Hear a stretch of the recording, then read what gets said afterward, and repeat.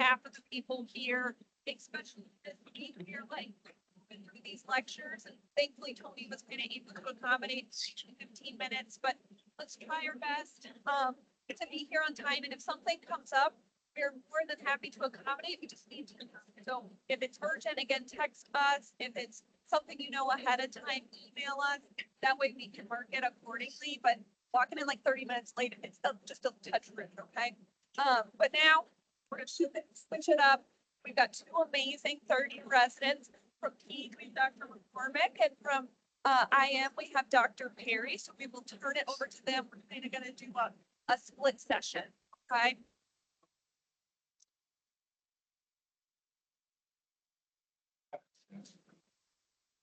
Hi all. I'm Andrew. I'm one of the IM chiefs. I think I've worked with a lot of you, so it's nice to see you all again. And I'm Ricky, one of the Peace Chiefs. Same thing. I think I recognize most faces in the room. Good to see y'all. And the session that we were asked to talk about was common cross-cover talk or night complaints or things that you're gonna get hammer paged about, and do I need to act on these things, or how do I go about acting on these things? So I have some like common stuff that I have written down that I know that you're gonna get messaged about from the adult side of things. Yeah, about some of the pediatric stuff. But I don't have a PowerPoint. I'm more than happy to answer any questions about, hey, if I get called for this thing, what would you do? Kind of questions, but I have a list of things. And then I made you guys this thing I call a cross-cover guidebook. It's a guidebook. Don't follow it to a T. But I don't know where exactly it's available, but So you okay, it's on just where you're campus that accessing the PowerPoint. yeah, so you guys can go, there's lots of like medication doses, what to do, et cetera, for a variety of situations that you may encounter. But again, it's only for adults though. So if you're going into peds, it might not be as helpful.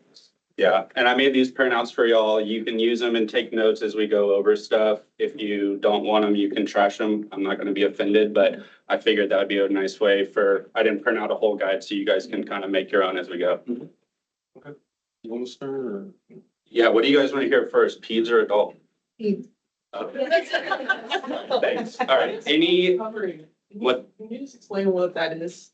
So I think it's going to be different everywhere you go. So for us here in our program for peds, we do different types of like call or coverage. As interns, you're basically just doing admissions. So you're not taking like what you may hear of like mommy call or things like that. We don't really do that as residents. Every once in a while, we'll get paged from like a nurse triage line that says, hey, we have this parent that's calling about this. And then we'll kind of give them interpretations or assessments based on that. But I think every program is going to be a little different. So I'm kind of doing more of just a general, like a nurse is paging you overnight while you're in the hospital saying this patient's doing this, or you are on mommy call and a mom calls and says, hey, this patient's doing this. So I'm trying to keep it broad because I think all peds programs kind of do their call a little different. For me, it's more of like, you're the daytime person that's taking care of the patient, but you can't stay at the hospital 24/7. So you have to hand off your information to someone at night who doesn't know the patient as well as you. And if you're that person, you get messaged and you don't know the patient as well, this is your framework for how to go about answering most pages or questions. So any other questions before I kind of just start going? Kind of just have, if you guys look at the little printout I gave you, I just kind of have some broad categories of different systems and things that come up in peds. So the first one is fever. If any of you guys have ever heard me give my fever talk, I'm not going to go very deep into that today, but fever is probably the biggest concern question we get in peds, I would say. So let's say you're working overnight, you get a mommy call and it says the patient has a fever. What would be one of the first questions you want to ask that may guide how you approach your assessment of that patient and whether or not they need to come in or not? What was the temperature and how did they take the temperature? Perfect. So what is a fever? Greater than 100.4. 100.4, perfect. And then what's the ideal, say for a baby, what's the ideal way to take a temperature? Rectal. Perfect. You're going to hear when you get into this world that people will call 99 a fever. They'll call low grade fevers 98.9. I'm very much a stickler that a fever is 100.4 or higher. There's no such thing as high grade, low grade, in my opinion. So yes, 100.4 is a good one. What's another question that might guide you as far as where you go and how worried you might be about this patient? How long have they had it? Yep, how long? What would you say is probably a concerning duration? Yeah, 24 hours. And then going a little past that, what's the big 5 days? Yeah. What are we worried about there with? Perfect. Cool. One other question about the patient themselves and like the patient. How old? Yeah. And past medical is also good. For this, we're just going to kind of do healthy, but that's always good because if they're immunocompromised for any reason, fever, they need to come right in. That's a quick go. But yeah, how old? So to kind of break it down, we'll do less than 2 months and then toddler, child, and then adolescent. So you might have a mom call you and say, oh no, my baby has a fever that's been going on for 2 days. And then you find out that her baby is 17.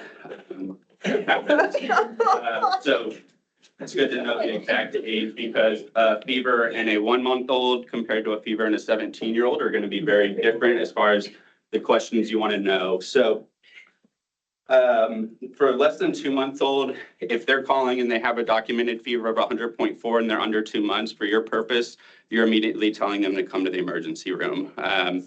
You guys have gotten any of our neonatal fever talks during your time here, we take it very seriously. They all have to come in. A lot of them have to get admitted for antibiotics.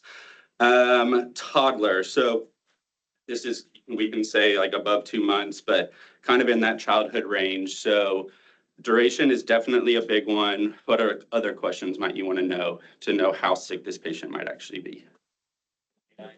Yeah, immunized. What else? Like eyes and nose. Yep. Yeah, so are they eating? Are they drinking? Most kids aren't going to eat and parents are going to get really upset with that. But what we really want to know is if they're hydrating themselves, because that's really what's most important. We expect all patients in the child range to not want to eat when they're sick. So since they're older, they have more reserves. They can maintain their sugars. So we're okay with them just maintaining their fluid status. So that's a good one. I guess vitals. Yeah.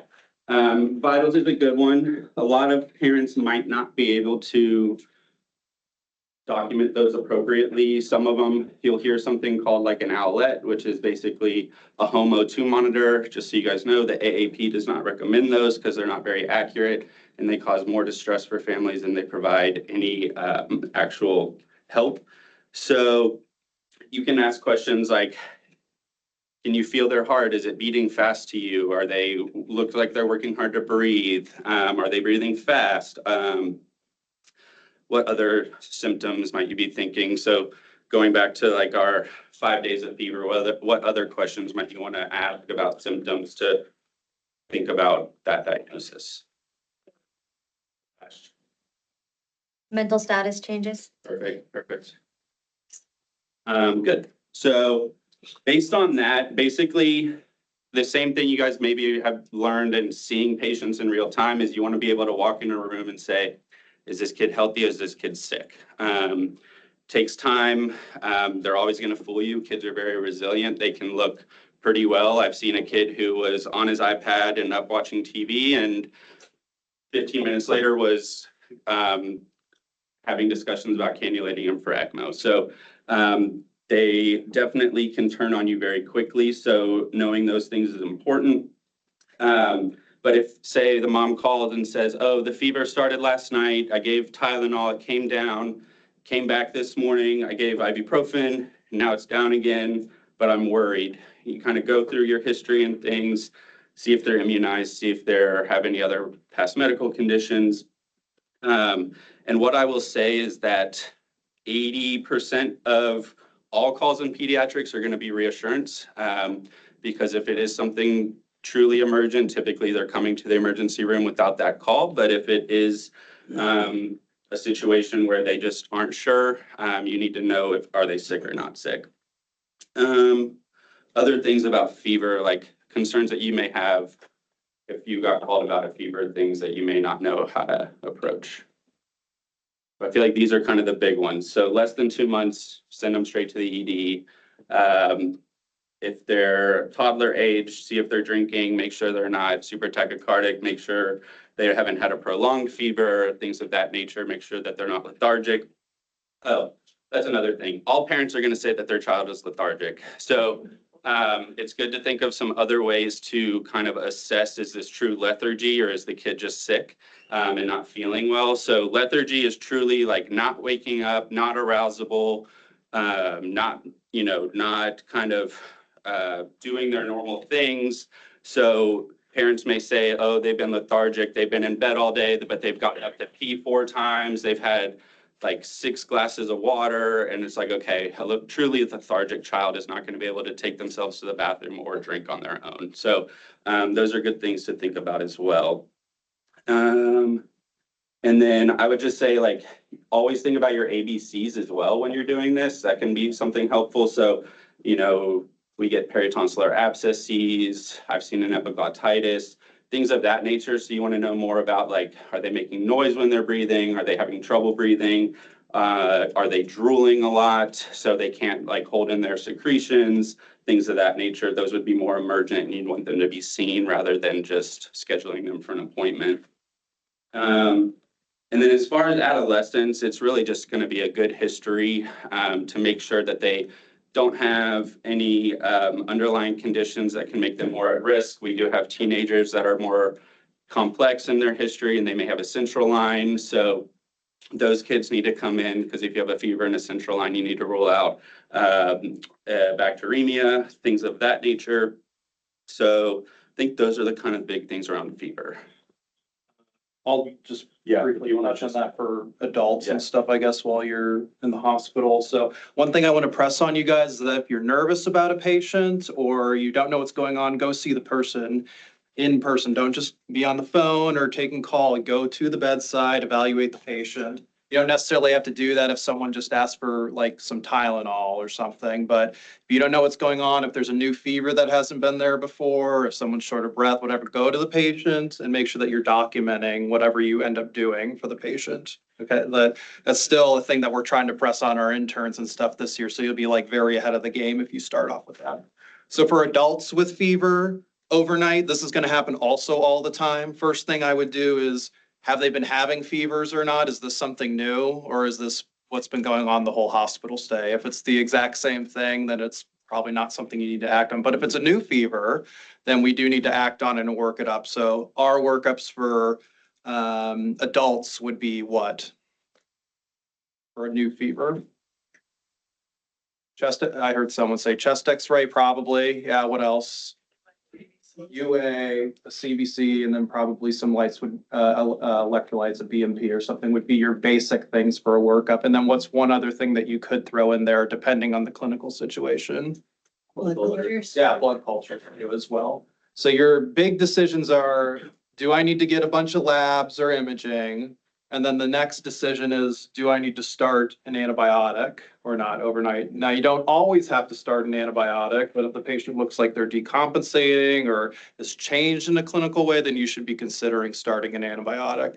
And then one other thing you can get to say the person's coughing a lot, is having some like myalgias or whatever, what could be another thing you could get?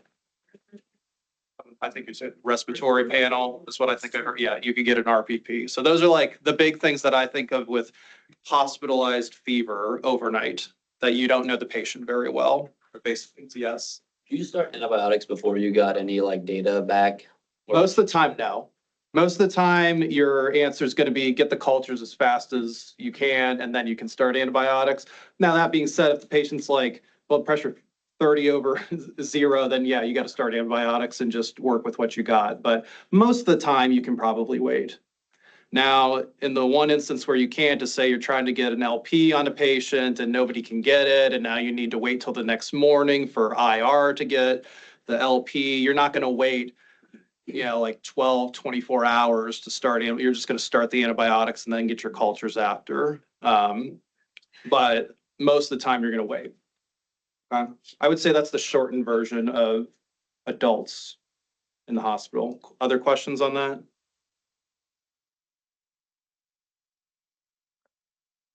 I'd reiterate that for Pete as well, especially the interns. Anytime you get if you're in the hospital and you're getting a message from a nurse that they're concerned about your patient, always just go see them.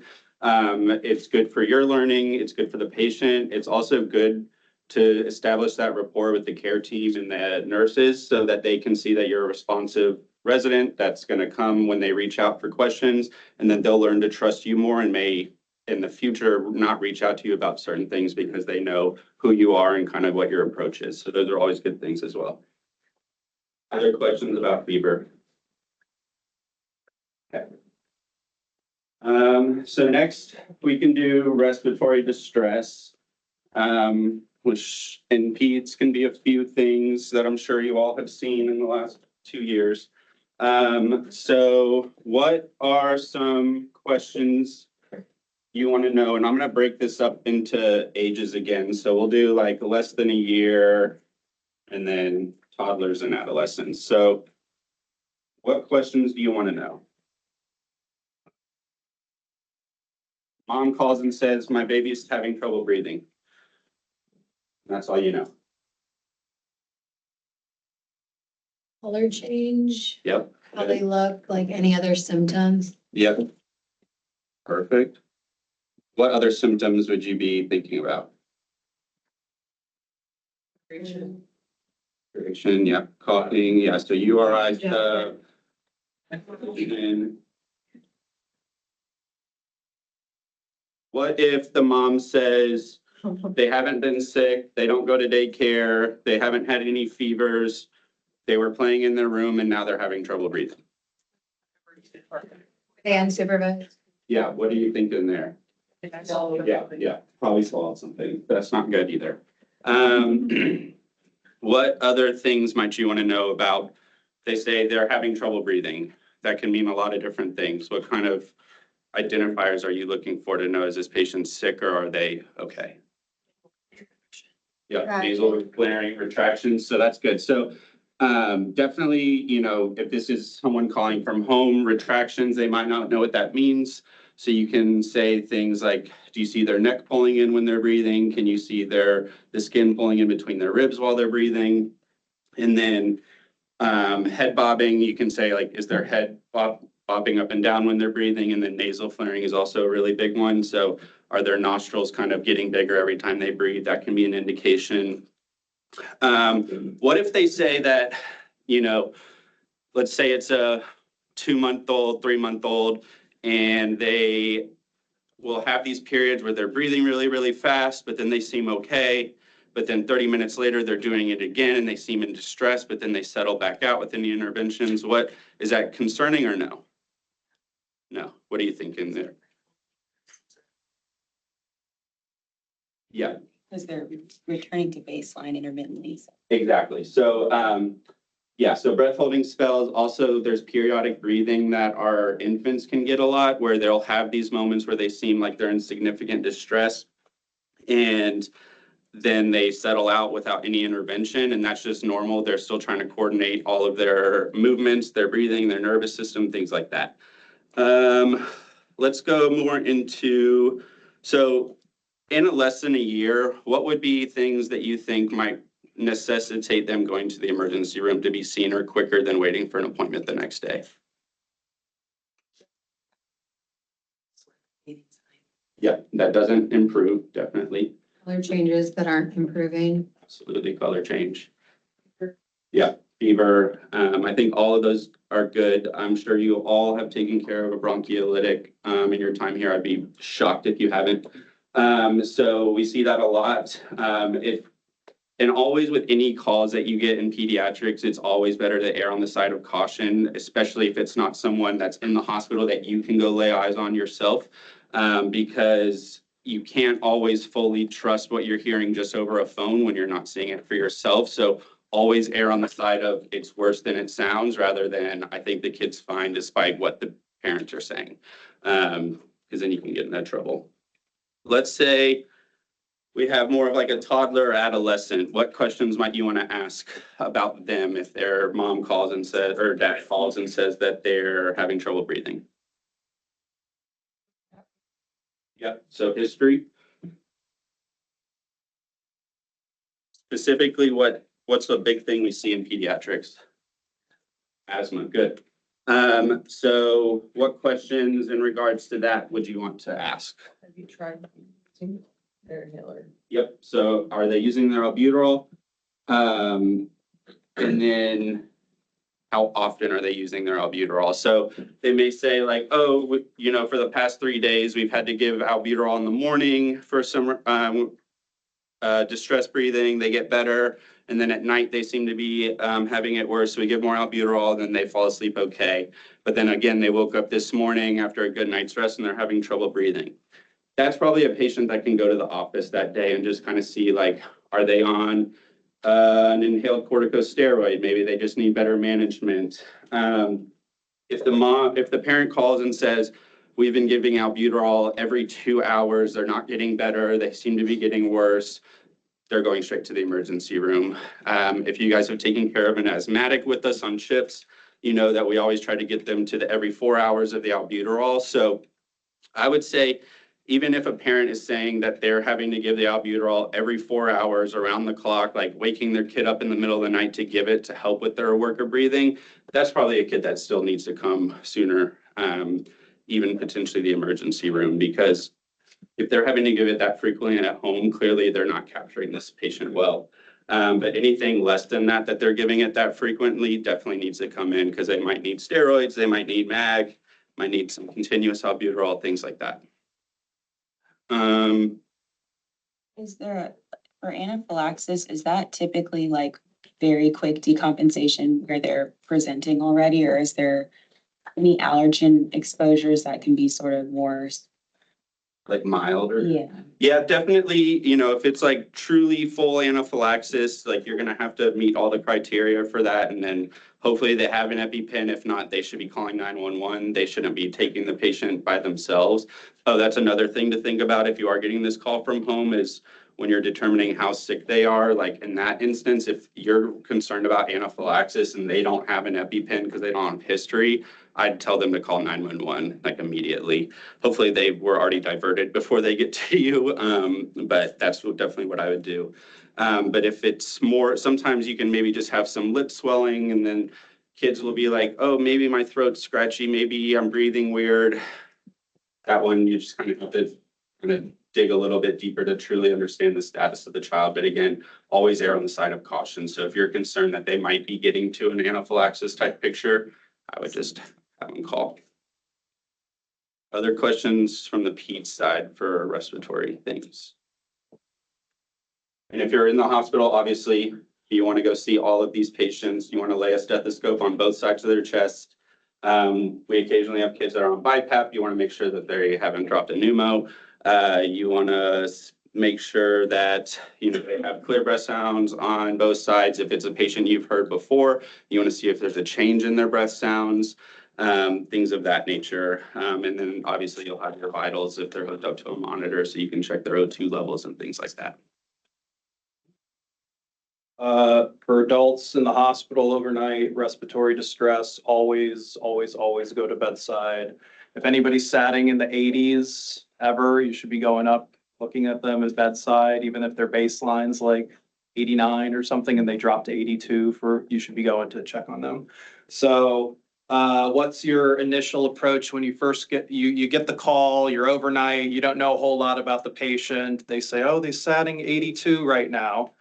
You should be going to bedside immediately. And what should you be doing? Ordering or putting on the patient, et cetera. Nasal cannula. Nasal cannula or escalating beyond that. So do they need medium, low, high flow nasal cannula? Get them to an appropriate oxygenation level. If they're going to, at least at this institution, high flow nasal cannula or higher than usually you're talking about transferring to the ICU at that point. Okay, so putting them on oxygen, then what? Yeah, probably most of the time you're going to be getting a chest x-ray looking for a whited out lung, a new consolidation, a pneumothorax, atelectasis, a giant new pleural effusion, something that could have dropped their sats acutely, okay?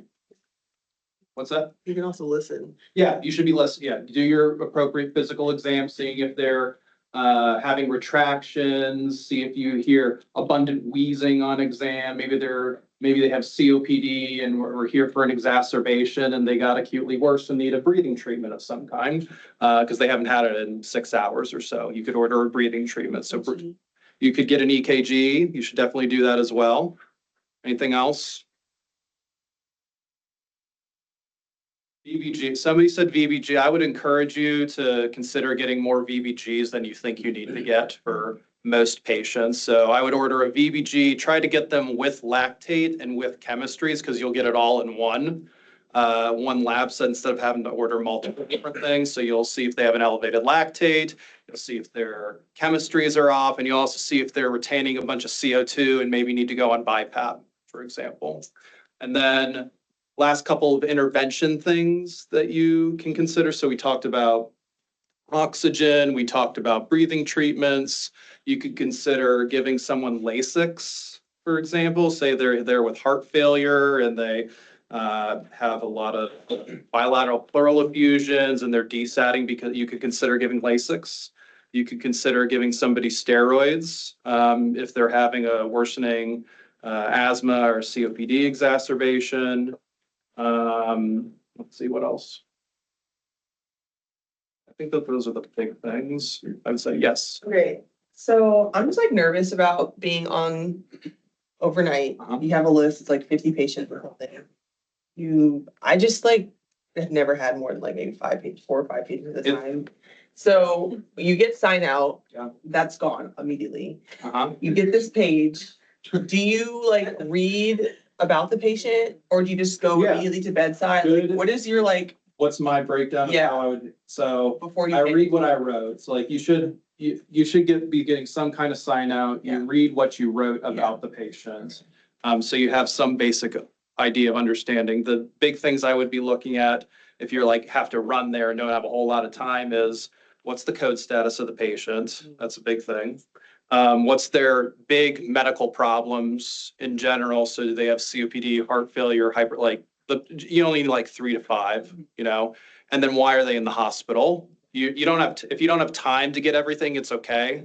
You have to go to the patient. So get those big 3 things and then get to bedside. And, a lot of times when you get there, the nurse or somebody's going to be there that has a computer pulled up, and then you can scroll through and find out more information as you get there. Nobody's going to expect you to know every single detail about the patient when you're just covering overnight. That's not realistic to know 55 patients overnight. And yeah, it's very daunting to be on nights early on in your career when you have all these different patients and you're just starting and don't exactly know what to do every single time. And that's okay to not know what to do. So my next thing that I want to implement to you guys is if you don't know what to do or you're feeling overwhelmed, it's okay to ask for help. Ask your upper levels for help. You can curbside your attendings, at least at this institution you're always able to call them, or you can even talk to like the ICU as well, like, hey, I'm not sure what I should be doing for this patient. This is what I've done. Is there anything else you would suggest? It's always appropriate to do that. And if people are giving you a hard time about that, you should be telling your administration and folks about that, because the goal is for you to get learned, but we also need to have, patient safety, and we want you to grow throughout your time while you're there. So I would highly, highly encourage to use your upper levels more than you think you need at the start, and then you can peel it back as the year goes on. Does that make sense? Okay. Oh, one other thing I forgot to mention for respiratory distress. Say somebody's newly hypoxic and very tachycardic. Yes, be thinking of a PE and if I need to CT their chest instead of just a chest X-ray. Those are like all your post-op patients. Yes. What if they're tachycardic just because they're like nervous that they're not breathing well? Are you still gonna CTA them or? It's kind of a judgment call at that point. If they're normally like 70 and now they're 130 and they're hypoxic, I would rather not miss the PE than miss it. But I would say the last thing you should be blaming medical problems on is anxiety, but that is a valid thing, but you also want to make sure that you're not missing things. So when you're scanning people with like contrast related studies, you should be letting your upper levels know about that. Questions on that?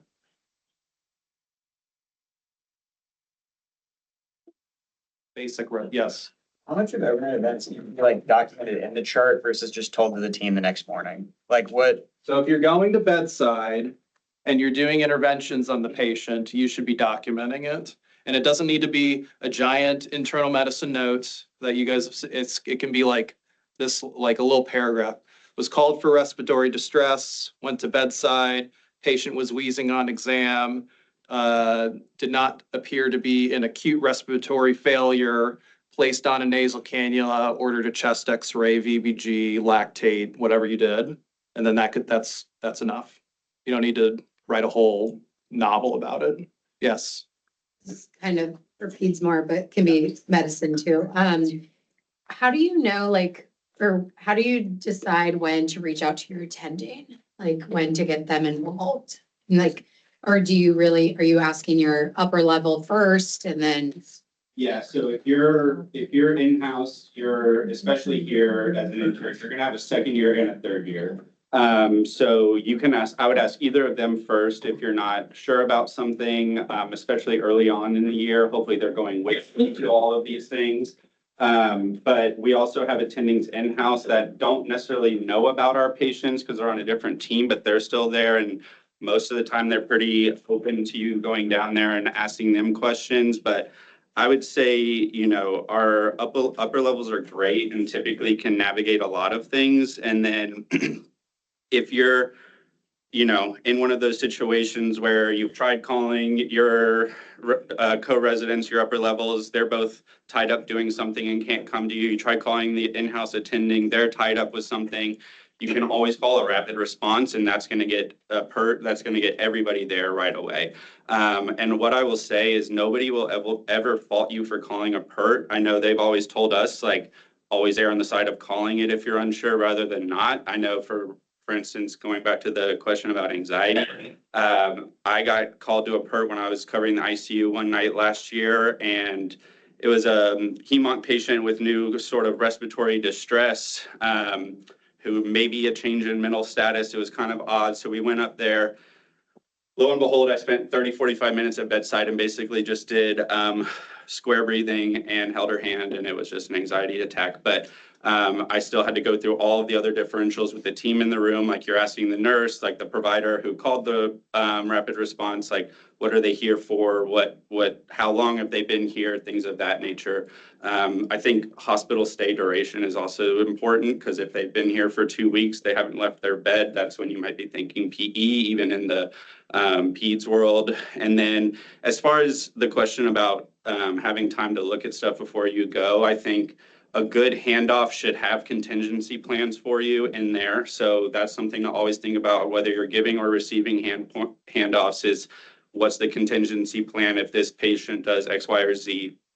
And then also, depending on what the call is about, you may have time to quickly look through the chart, maybe look through the last 24 hours of their flow sheet and say, like, have they had rapid heart rate before? Have they had tachypnea? Have they had fevers? And then the nice thing now with the EMR systems and having the phone apps, like if you see me running to a rapid response, a lot of times if it's someone I don't know, I'm like staring at my phone, walking through the hospital, searching their chart just to see, like, have a general idea of what they're admitted for before I enter the room, so I can start going over the different things that I need to like really focus on when I'm trying to navigate what's going on with the patient.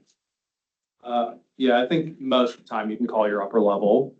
I wouldn't say you have to involve the attending most of the time, but if it, everything gets to a certain point where you might need to escalate a little bit further, but majority of the time, the upper level can usually help out with that.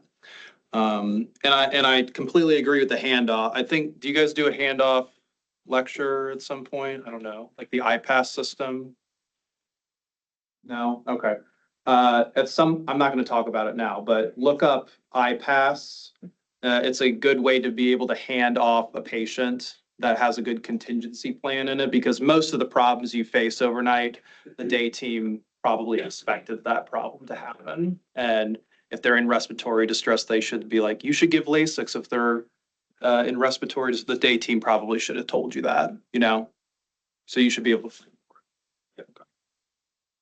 So what if this patient, you like, is doing their expected tachycardia, you're allowing it, whatever, or like something's happening, nurse message you and they say MD notified. Do you have to then make a note saying, I saw the patient? Like, what do you, like, when, you know, like nurses can write their own little note? Do you go write another note saying that you saw the patient or If like? you saw the patient, yes. You should, if you're going to bedside and you saw the patient, just write, you know, very quick blurb. What if you're not like concerned about it? So you're like, I don't You're need to not go see the concerned patient. about it. It's something that was expected. The day team told you they've been tachycardic to 115 all day, and the nurse messages you, hey, they're tachycardic to 115.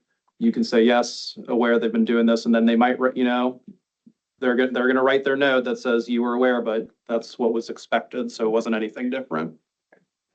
I'd agree. I think, sounds like IM probably does it better than us, but in peds, we typically only write like event notes when it's an actual rapid response that we're going to, because typically we're doing more things at those. We probably could be better about writing more documentation when we're actually going to bedside and changing treatment plans. But I think I agree with that. If it is something more expected, like you probably can just hand it off to the day team and they'll put it in their daily progress note as this is what happened last night.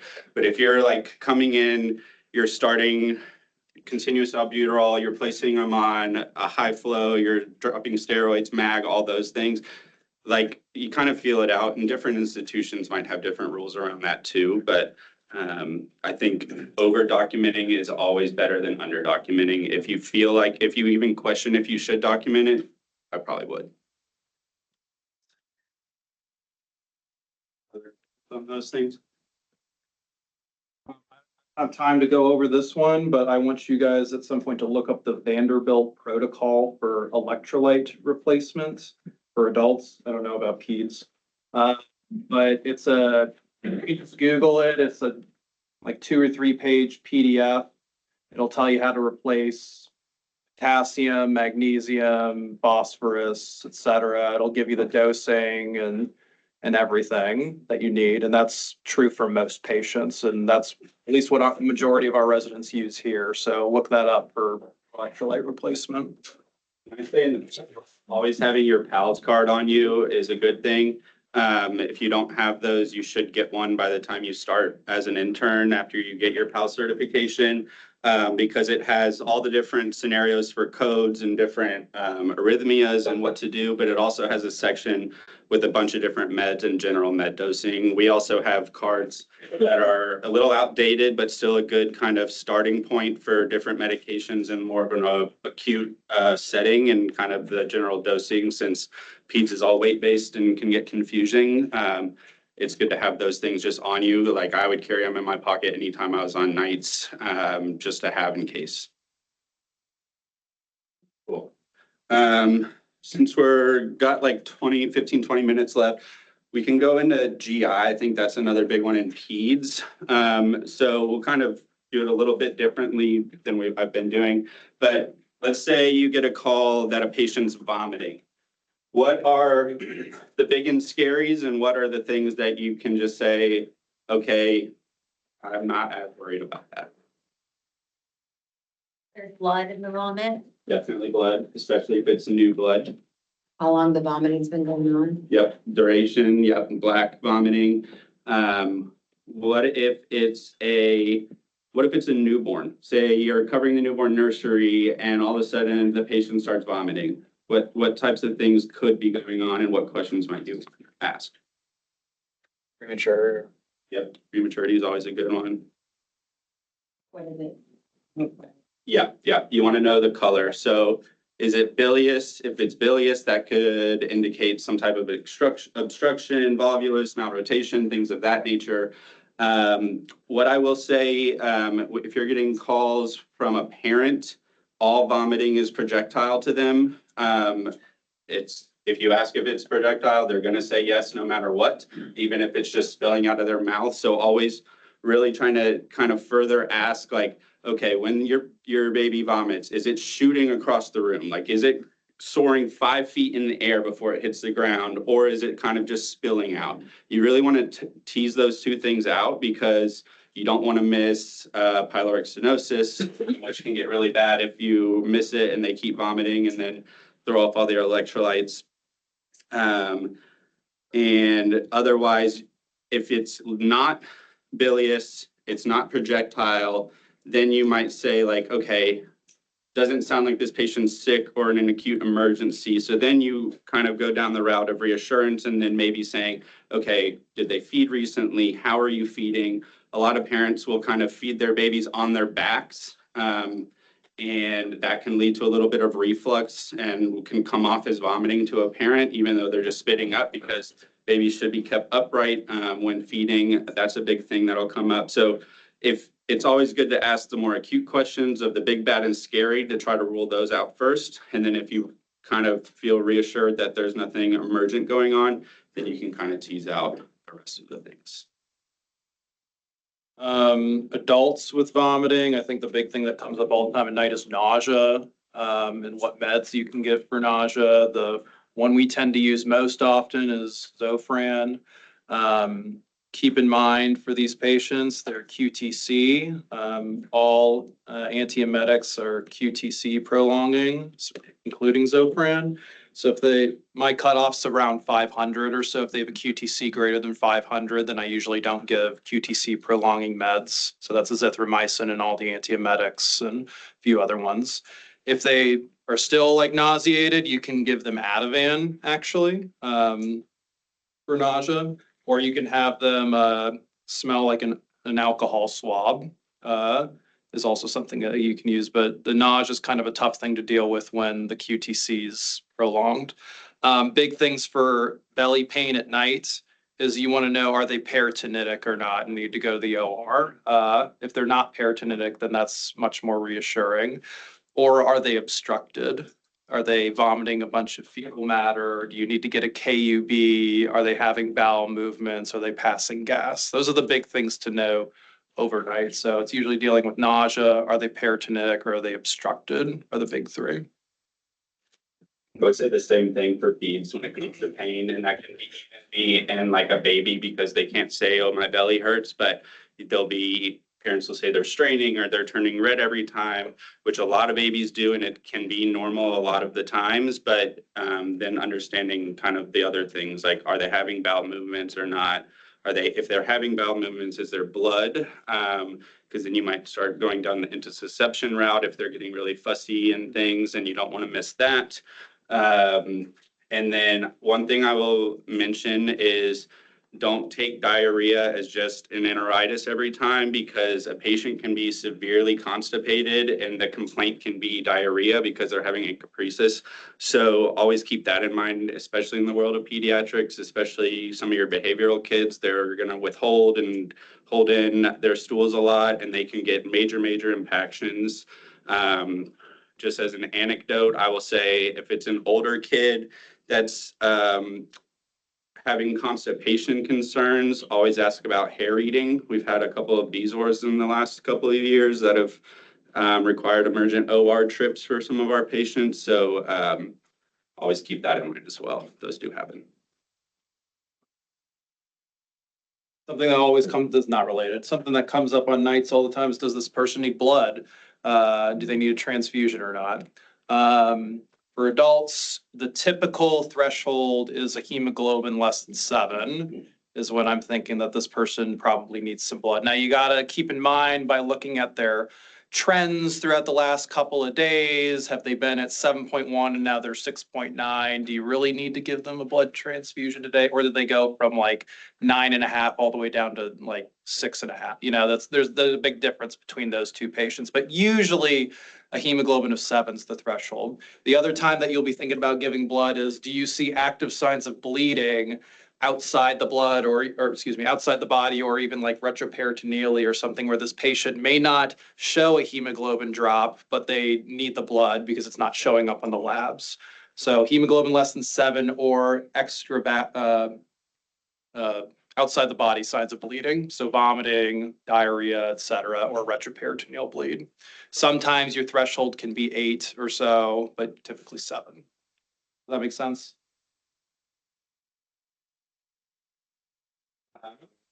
Quickly, want to just, we're gonna kind of skip through this because some of this I think is a little too much, but I want to go over a few newborn things because at least at our program and probably most, you're gonna be covering your newborn nursery overnight, or that's where a lot of mommy calls are gonna be coming in if you're a program that takes those. So big one is jaundice.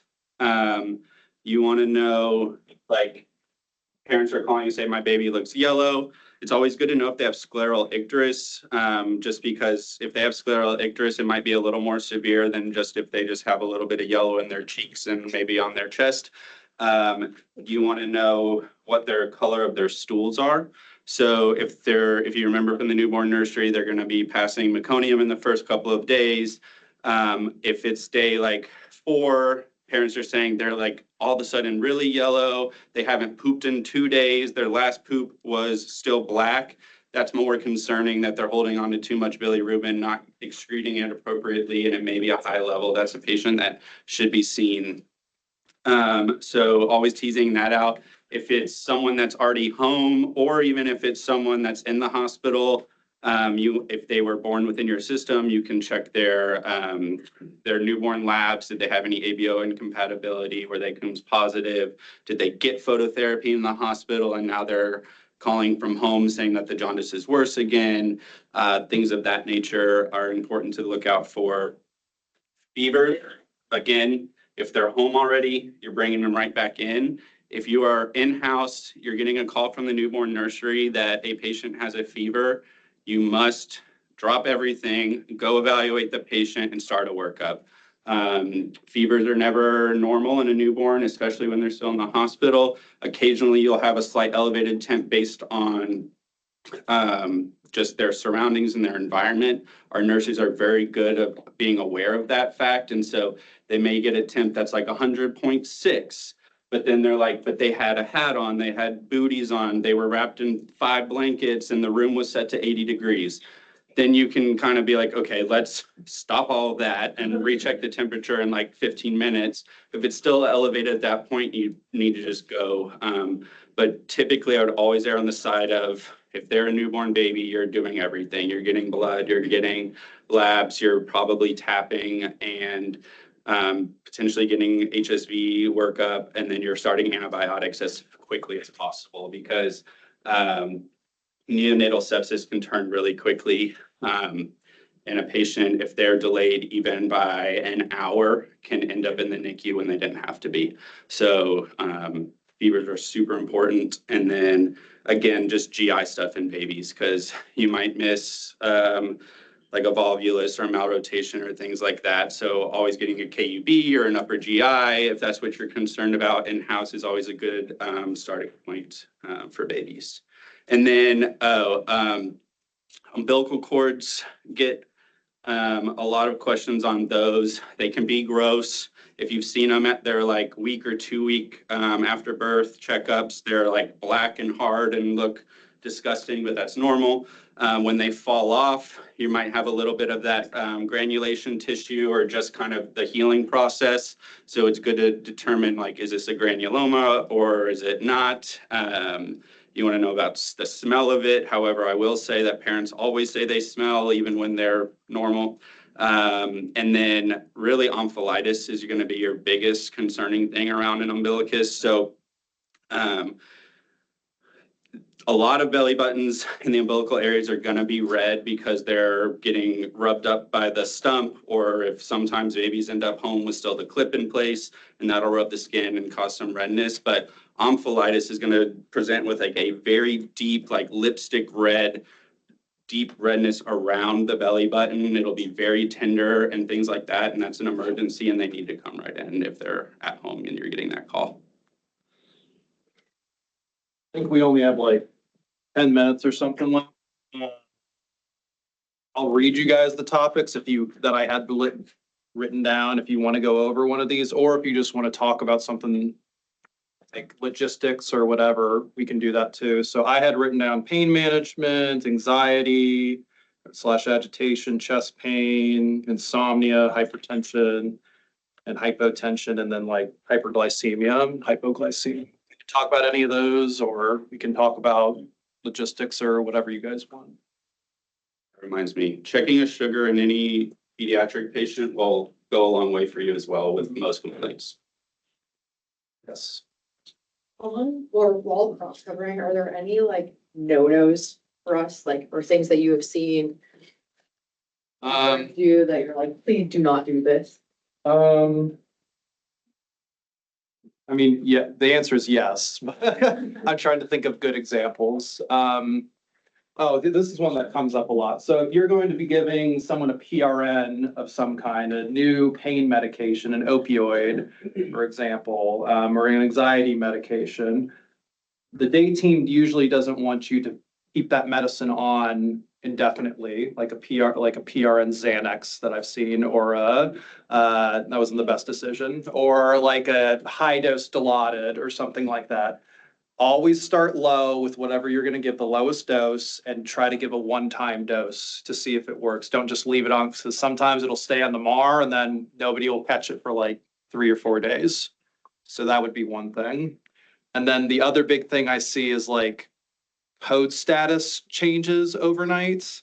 I'm not saying that you can't ever do that. Every situation changes, but sometimes you'll get a call that the patient wants to talk about changing their code status, and it puts you in a really awkward position because you don't know as much about the patient or what's the discussions that have been had. You're going to be in that situation at some point, and I would say, if possible, try to delay it until the daytime. I can't give you like a exact way to handle that situation, but that will come up at some point. That was a good question. Yeah. Like intro approach for pain management? Pain management, okay. For adults, my always go-to is no opioids to start. Just try to do basic things. Can they take Tylenol? Can they take ibuprofen or an NSAID of some kind? Can they take a lidocaine patch? Can they take Voltaren gel, which is an NSAID that you rub on? Those are like the starts. Now, you don't want to give any NSAIDs to those that have like really bad diabetes, ESRD, or a GI bleed, for example. So those are kind of out. But then say you can't use those for whatever reason, you can, or gabapentin sometimes is an option too. You could move on to an opioid medication. And again, the rule is always go low and slow. So my typical is oxycodone is what I like to do for an oral medication. If you do something like Norco or hydrocodone, those usually have acetaminophen in it, and then you're combining with the Tylenol that they're already getting. So I usually don't give the combination products. It's just the oxycodone. And you can start off with 2.5 milligrams, 5 milligrams, something like that. If you have little tiny 90-year-old grandma, you'd want to give really low doses, or big 30-year-old guy, then maybe they might need a higher dose. And after you do that, then you can consider an IV formulation of, say, IV morphine if their renal function's okay, or Dilaudid or something like that. But again, the rule, generally speaking, is do the least possible, because people can't go home on IV pain medication. And maybe this person is here for opioid use disorder or something. You should be checking that to see if they have a history of that before you start an opioid in one of these patients. There's usually the day team will give you some kind of like, if pain, do this situation. But again, this does come up at night. Does that help? No? Okay. Also, our patients, we have like some frequent flyers who know when the switchover is and know that you don't know them as well and might not have the same boundaries that have been established with the day team. And so that can be really tricky, but that has frequently happened where we've set a firm boundary as the day team, and they know when we've switched over and are asking for additional pain medications. Any tips for a lot of going into like intractable hiccups after being insufflated or stuff like that? People just can't stop hiccuping, and I've seen this a lot where it's like kind of hard to treat and you're getting paged about it all the time. Not really great medications. You can throw a lot at them. I've never seen gabapentin. I haven't seen Thorazine ever work. If you have diaphragmatic irritation, like pharmacologic meds usually just aren't that great. And sometimes it is just kind of waiting it out. If they don't have huge risk factors, it's probably more of a placebo than anything, but the data is quite So you fair. don't get back fit to them. It depends on the patient. I have leaned towards giving gabapentin. I tend to ignore the hiccups and just give maybe some gabapentin. The meds usually don't work. Chewing gum. Yeah, chewing gum. Yeah, you can order gum. Okay, then that's like chewing gum. For the peds world, like, do you have like an opioid of choice, like after you've tried like all your non-opioids, like what you usually go to? Yeah, great question. So agreed. We always start low and slow. If it's a baby, you can also feed them and swaddle them for things. We use a lot of gas drops. I don't really believe in them, but there's sometimes they have a really good placebo effect from what I've seen. So we give those a lot. But it depends on the PO status. If they're POing, I'll always start with oxy. And if they're not POing, I'll always start with morphine. So those are pretty much where we start. If you're having to get into the world of allotted fentanyl, things of that patient's probably in the ICU. But I would say typically if it's like a general pediatric patient, especially like if they're post-op, a lot of those kids will start basically on scheduled Toradol and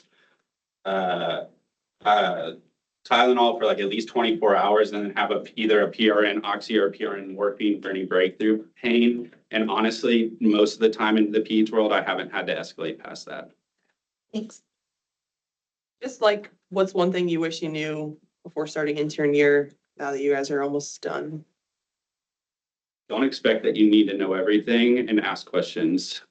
As being an upper level and now a chief, the most concerned I get about a resident is the one that doesn't ask questions. The one who just goes and does things and just makes decisions without, even if it's the right decision, like especially in like your first 3 to 6 months, like I think it runs true and it was hard for me to believe, but we don't expect you guys to know anything when you get here. And so especially in the world of peds, because sometimes in medical school, I know for me, like my peds training wasn't great. So like having to adapt to the world of pediatrics was hard. That's my biggest thing is just ask questions. Like no one's gonna fault you for asking questions. Yes, some, jaded upper levels might judge you, but that's their fault, not yours. Always ask questions if you're unsure literally about anything, because I'm always more reassured by the residents or the interns who ask me questions rather than the ones who just go and do things. And then you're the one questioning, like, where are they? What are they doing to the patient? So that's probably my biggest thing. I would say it's okay to be fearful and think of the worst thing that it could be, so that you're not missing that early on. And then as you advance in your career, you'll know what's common things are common kind of thing. The other tip that I wish that I knew was being familiar with the EMR before you start. So if possible, I don't know if you guys are going to be using Epic or Cerner or whatever you're going to be using, know how to navigate in general, where to see the vitals, the labs, put in orders at a fairly like easy basis, because it's much easier on you to be thinking only about the clinical stuff and be able to do it. Then you have to figure out, how do I do the clinical stuff as well by putting it in. So that's what I tell everybody's to know how to navigate the MAR and stuff. And be nice to your nurses. I know it's a cliche, but seriously, they will make or break your residency. I've seen some residents struggle terribly through their entire residency because they didn't get along with the nurses. Even if the nurses are having a bad day and might be rude to you, kill them with kindness. It works because they will remember it the next time they're in a better mood. And so I think that like it will make or break you if the nurses are on your side or against you. And your program will find out from the nurses. we've had nurses pull us aside and be like, this resident, that resident said this, that, there, we don't like them around, and then it's only gonna make your job harder. Having the nurses on your side is huge. I will sit out there. I don't know, is there another session right now? Oh, okay. I'm available for literally any question that you guys had that we didn't get to. I'm here all day. I don't know how late your guys' TTR runs, but, I would really encourage you guys to take a look at the cross cover got, like, there's a lot of really, really good stuff in here that'll save you some time and. Thank you for putting that together. Yeah, of course.